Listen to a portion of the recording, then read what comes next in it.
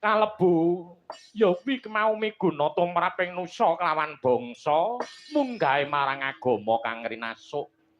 Weh, jumbuh kelawan idam-idamane wong tuwa. Weh ngono, Mak. Iya. Titi kalungguhan iki sangka bombong seneng bungah rasaning panggalih. Nduk, ya kuwi mau rasa syukur marang nikmating Gusti Allah. Ya kuwi mau dibabarake kanthi pagelaran wayang kulit. Iki rangkaian sangka acara sing wis ya mak dina Kemis kae pengajian utawa selawatan.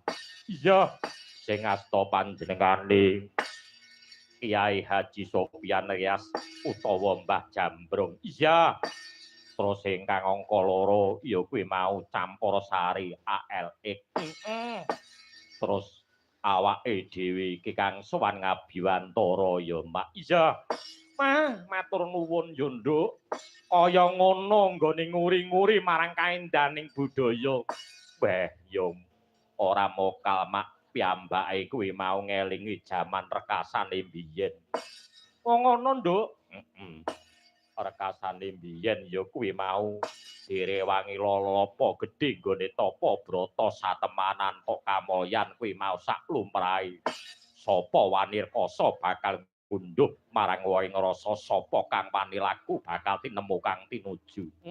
Bener kang dadi kandhamu, Nduk.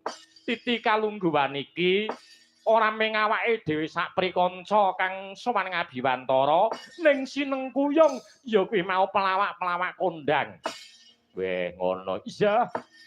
Widyawati kang Hanjaying Bawana uga kepareng ya kuwi mau ngregengke jroning sasana miwah swasana ing wengi iki, Nduk. Ngono ya, Mak. Iya. Ing antaraning sapa wae. Ya kuwi mau Mas Gareng Tralala. Mas Gareng Tralala sing sangka Surakarta. Iya.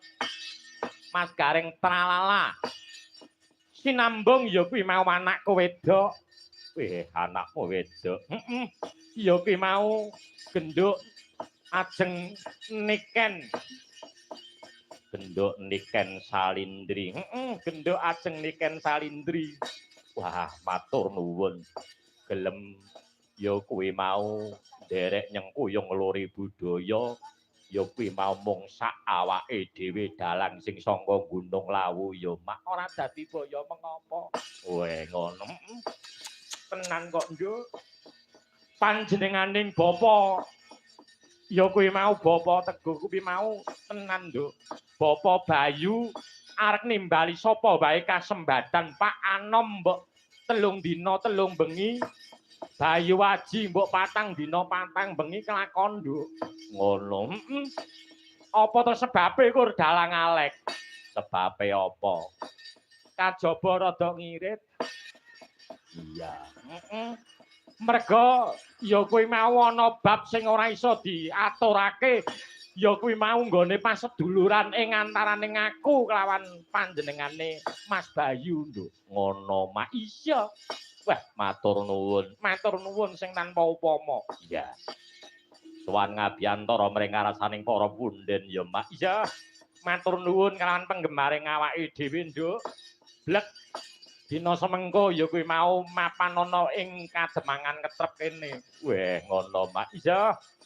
Ana ing Kademangan Ketrep, Kecamatan Jiwan, Kabupaten Madiun. Iya, sembah nuwun. Panjenenganing Bapa Demang Ngetrep kepareng rawuh, Bapa Demang Teguhan, Demang Sumberjo, ya kepareng rawuh, Demang Saantero kepareng rawuh, Nduk. Ngono, Mak. Panjenenganing Mas Bayu kuwi mau akeh memitrane kok, Nduk. Ngono.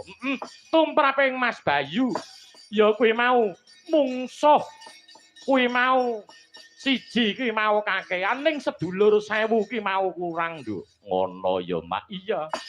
Mungsuh siji kuwi mau kakehan ning sedulur 1000 isih kurang ya, Mak. Iya. Kuwi panjenengane pancen ya kaya ngono kuwi. Iya.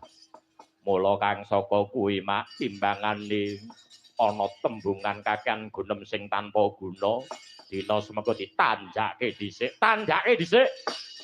Ya kowe mau Mas Gareng, Nduk. Ya, diunggahke no panggungan. Slampatke to.